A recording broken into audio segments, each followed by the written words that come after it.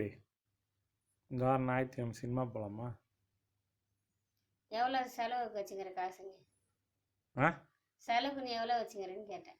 நீ சொல்லி எவ்வளோ எடுத்துன்னு வரட்டும்? நீ எவ்வளோ வச்சுங்கிற அதை சொல்லு. 10 ரூபா தான் இருக்குது. 10 பைசா இருக்குதா பார்த்துக்கோ உங்ககிட்ட. என்னடி பொசுக்குன்னு இப்படி சொல்லிட்ட? உண்மைதான் பேசுறேன், பொய்ய பேசுறேன்.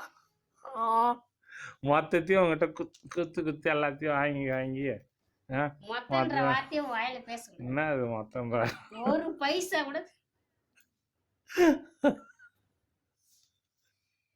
சரிடா. சினிமாவுக்கு போகலான்னா